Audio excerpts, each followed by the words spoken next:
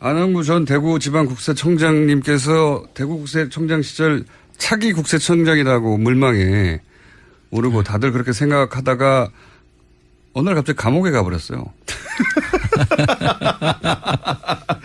그 감옥에 가게 된 사건이 바로 이 BBK와 대단히 밀접한 관계가 있습니다. 해서 오늘은 그 얘기를 좀 해볼까 합니다. 예, 감옥에 가시게 된 사건은 지금은 가물가물하실지도 모르겠는데 BBK라는 사건은 도곡동이라고 하는 곳에 땅 판매하고 매우 밀접한 관계가 있습니다. 그렇습니다. 왜 밀접한 관계가 있는지 한 줄로 요약하면 도곡동 땅을 팔아서 그 돈이 다스라고 하는 자동차 시트 커버 만드는 현대자동차 납품회사 이명박 대통령이 자기 거 아니라고 주장하는 절대 자기 거 아니라고 주장하는 그 다스에 그 돈이 들어갔고 그 다스에서 돈이 190억이 BBK로 갔거든요. 그렇습니다. 그래서 도곡동 땅 주인이 다스 주인이고 다스 주인이 BBK 주인이다. 이게 공식이 성립돼요. 예, 그렇습니다. 네. 그렇기 때문에 도곡동 땅 진짜 주인이 누구냐 이렇게 거슬러 올라가면 결국은 BBK 주인이 나오는 거죠. 그렇습니다. 네. 그래서 도곡동 땅이 중요한 것인데 그런데 이 엄청난 정치적 사건에 평생 공무원만 하셨던 안원구 청장님이 여기 덜커덕 걸렸어요. 어떻게 된 사건인지. 자, 그 대선 때 그렇게 얘기했죠.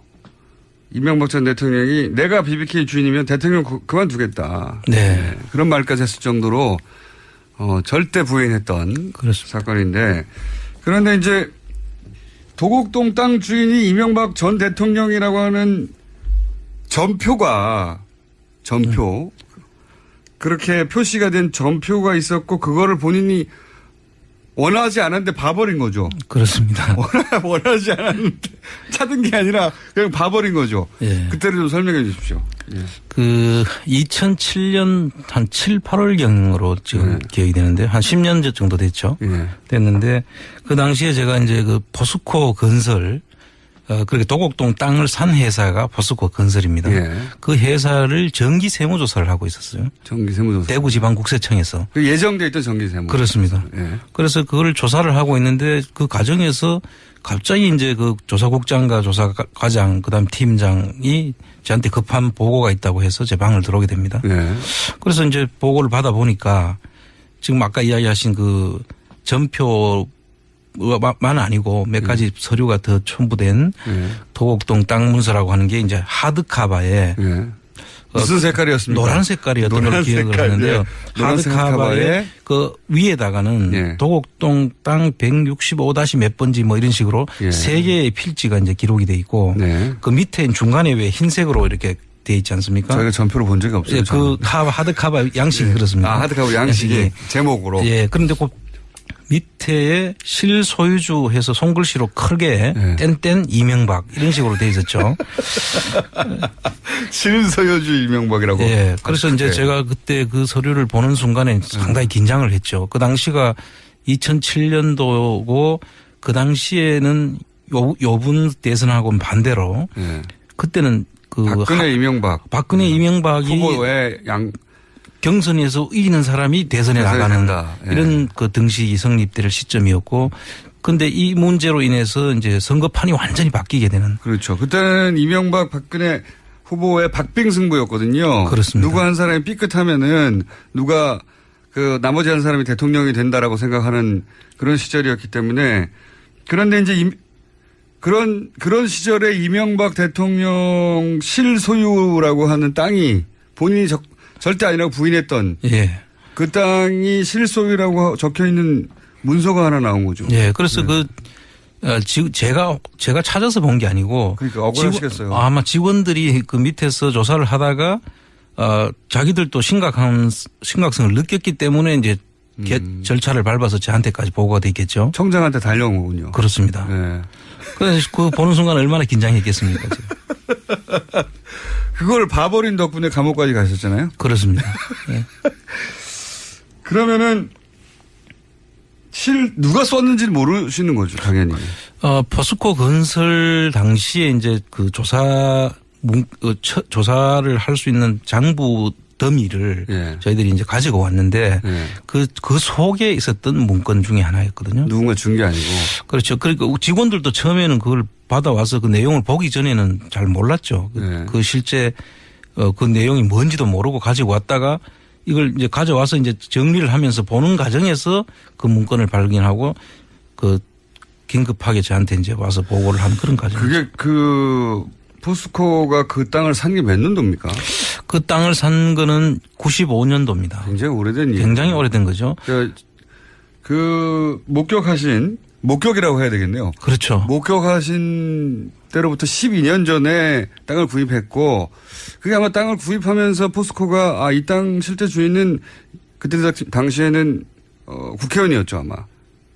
그렇죠. 이제 95년도 96년도에 국회의원이 되는데 국회의원 되기 직전이에요. 예, 96년도인가 거기에 세계일보에도 그 사실 나중에 보니까 맞습니다. 그 세계일보 기사가 있었더라고요. 맞습니다.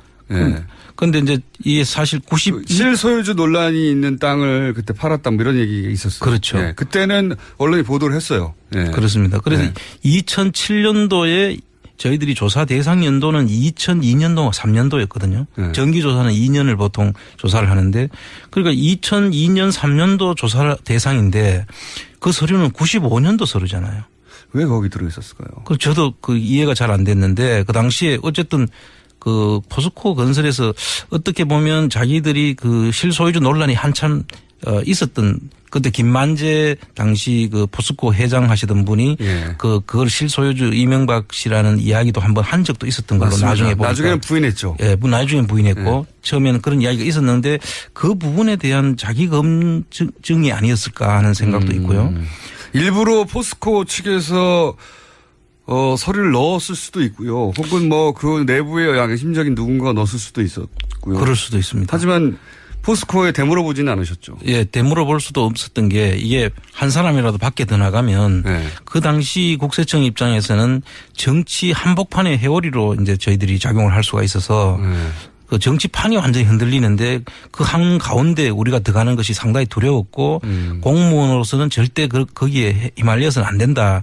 그 판단을 제가 그 당시에는 했었던 것이고요. 그래서 보긴 봤는데 야 이거는 그냥 덮자. 네, 그렇죠. 우리가 감당할 수 있는 사안도 아니고 공무원이 갑자기 정치적 그 소용돌이 속에 들어간다. 구세청이 대구 구세청이 어떻게 될지 모른다 이렇게 그렇죠. 생각하셨군요. 완전히 그 당시에 그렇게 되었으면 뭐 대구 국세청이 대통령을 바꾸고 말고 하는 그런 결정적인 순간이 되겠죠. 지금이라면은 공개하셨을 텐데 지금도 좀 많이 생각을 해야 될 정도로 심각한 문제죠.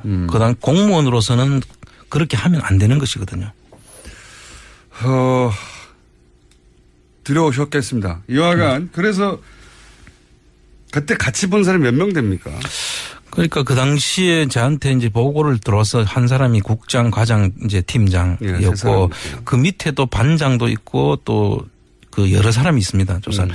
그래서 제가 볼 때는 최소한 10몇 명 정도는 같이 이 부분을 공유했다고 저는 보고 있습니다. 직접 보고한 쓴 사람은 당연히 알고요. 예.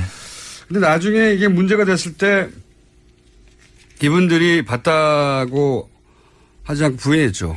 그렇죠. 그분들은 이제 제가 그때 이 문제로 인해 가지고 문제가 되고 난 다음에 이 문제가 불거졌고 그 당시에 또 중간에 감찰 조사도 이제 내려갔었고 그런데 그 감찰 조사를 처음 내려갔을 때는 내부 조사였기 때문에 이걸 사실이라고 이야기를 했습니다. 처음에 내부 감찰했을 때는 이야기했는데 나중에 검찰 조사에서는 그런 사실이 없다라고 했다고 해요. 제가 직접 듣지는 않았는데 그런데 나중에 들은 이야기는 이거를 덮는 쪽으로 유도를 했다. 누군가가 누가 유도했답니까? 검찰 쪽 조사에서도 네. 그 조사를 받은 직원의 전언에 의하면 이걸 이제 이야기를 사실대로 이야기 안 하는 쪽으로 방향을 이야기했다고. 거짓말하라는 거잖아요. 그러니까. 뭐 대놓고 한 건 아니겠지만 네. 그때 그 현직에 있었고요. 또 그 직원들은 이명박 정권 하잖아요. 그 제대로 하면은 그 직원들이 아마 근무를 할 수가 없었겠죠. 어쨌든 그때 봤던 사람들이 나는 못 봤다고 다 말을 바꾼 것으로 알고 계시다는 거죠. 예, 지금까지는 그렇게 알고 있습니다. 그리고 그걸 검찰이 유도를 했고. 예. 네. 그리고 나서 이게 이제 본격적으로 본인에게 이 고초로 인생을 완전히 바꾸거든요, 이 사건이. 인생을 바꾼 고초가 되기 시작한 게 어느 시점에 어떤 일로 되기 시작한 거예요? 근데 제가 그 이야기를 이제 감찰 직원이 이제 내가 MB 뒷조사를 한 사람이다라고 이제 그 청와대 그에다가 보고가 돼 있었다는 거예요. 그래서 아하. 조난 자료에 네. 나는 이명박 뒷조사를 한 사람이니까 이명박 정권 하에서 당신이 어떻게 얘기를 근무할 수 있겠느냐. 그래서 그런 얘기를 들으셨어요? 예, 사퇴를 하라. 네. 그래서 아니 내가 그 뒷조사를 한 적도 없지만 네. 또 뒷조사를 안 했다는 그거를 내가 반증하는 이야기를 할 수도 있다. 네. 그래서 제가 전혀 그 이야기를 하지 말라고 했던 이야기를 내부적으로 제가 이야기를 하게 됩니다. 뒷조사를 했다고 저를 몰아붙이기 때문에.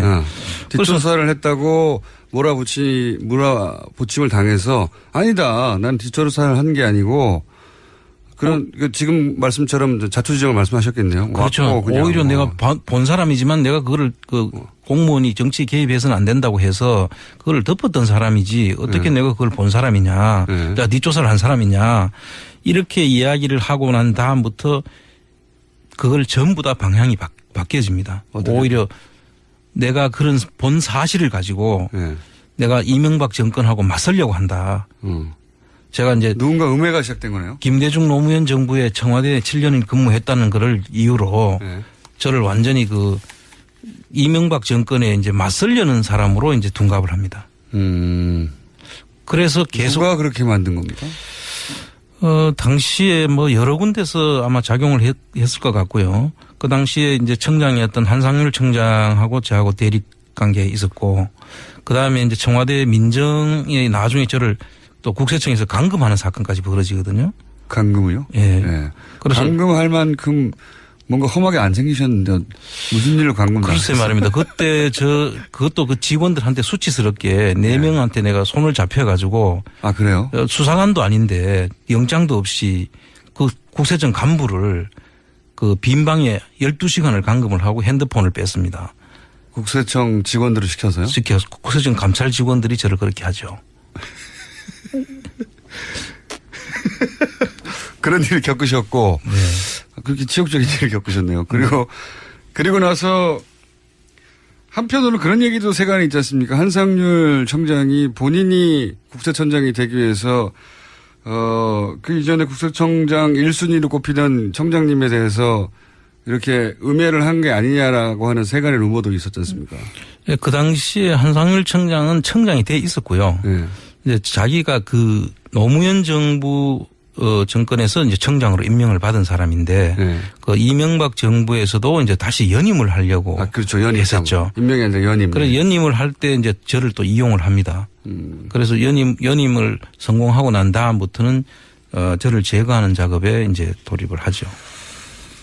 그리고 월간조선 기자가 이 사안을 앞뒤를 취재해서 보도를 한번 하려고 했었다면서요? 예, 그 월간조선 기자가 이제 처음에 이런 소문들이 이제 돌고 하니까 아마 취재를 했던 것 같고 그 당시에 취재하는 과정에서 이제 도곡동 땅 이야기까지 이제 그 취재가 다 된 걸로 제가 나중에 그거는 밖으로 이제 그 보내지는 못했는데 그 사장화된 그 기사를 제가 본 적이 있습니다.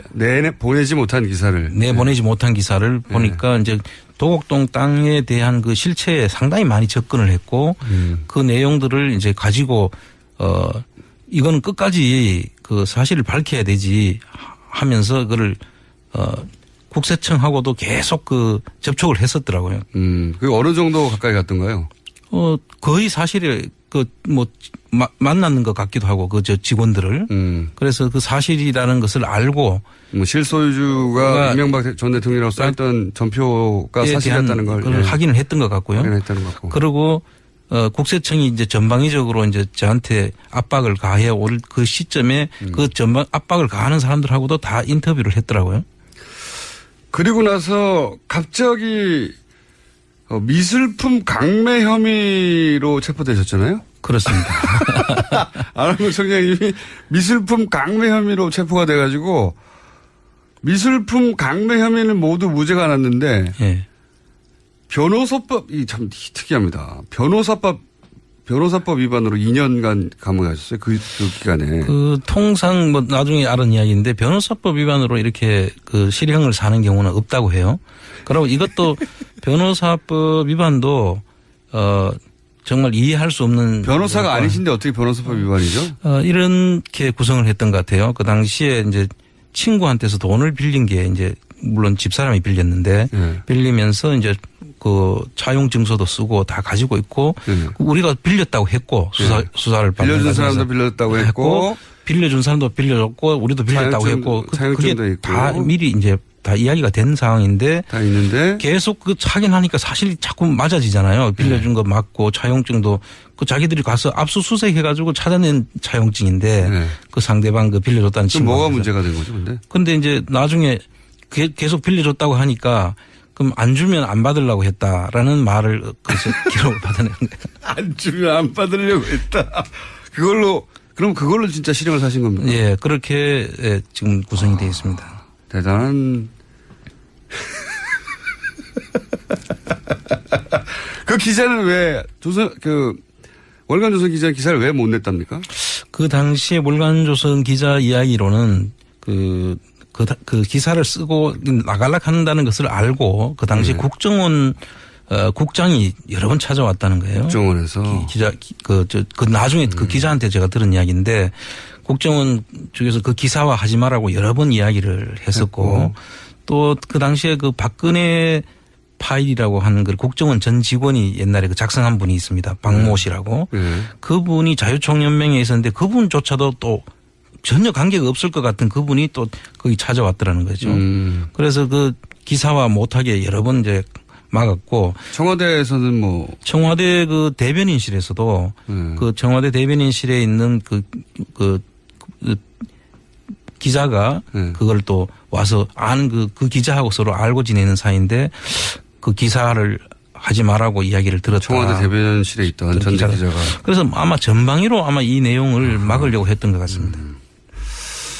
여하간 그거를 우연히 본 결과로 이제 강제 퇴직을 당하시고 그리고 미술품 강매 혐의로 일단 체포되신 다음에 그거는 무죄가 난 다음에 없으니까 돈을 빌린 거를 변호사법 위반으로 해서 2년 실형을 만기로 채우셨죠? 그렇습니다.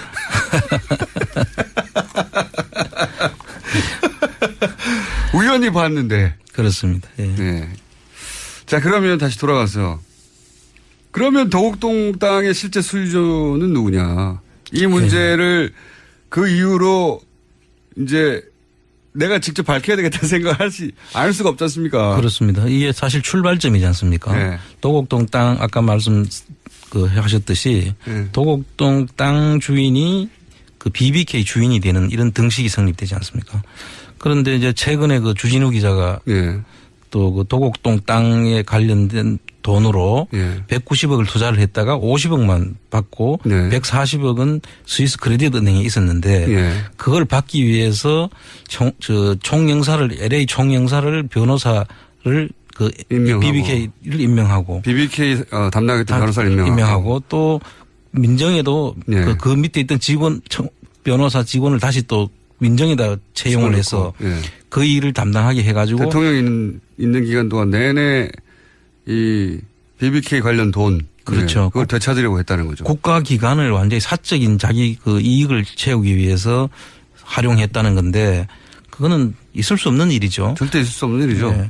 그래서 이렇게까지 자기 게 아니면은 왜 그런 조치를 했겠습니까? 그렇죠. 모두가 다 궁금해하는 거죠. 자기 게 아닌데 왜 그 돈을 그렇게까지 찾으려고 했느냐. 그렇죠. 자기 게 아니라고 주장했거든요. 전부 다. 계속 아니라고 주장하죠. 땅도 아니고 다스라는 회사도 아니고 BBK도 아니고 다 자기 게 아니라고 그랬는데 그 돈을 찾으려고 그렇게 노력했던 게 뭐냐 이거죠. 그렇죠. 그리고 또 2007년도에 보면 그 중간 수사 결과 발표가 있습니다. 중간 수사 결과 발표를 보면 참 웃기는 게 이게 다스의 주인이 이상은 김재정으로 등기는 돼 있는데 형과 처남이죠. 형과 처남으로 돼 있는데 그분 이상은 씨 거는 자기 게 아닌 것으로 보이고 그 제3의 다른 인물로 보인다. 그 다른 이모 씨인데 그 이모 씨는 현금을 관리했던 사람으로 보인다. 근데 그 이모 씨가 조사에 응하지 않아서 밝힐 수 없다. 그렇죠. 그 이모 씨가 누구냐 이거죠. 오늘 여기까지 하겠습니다. 안하고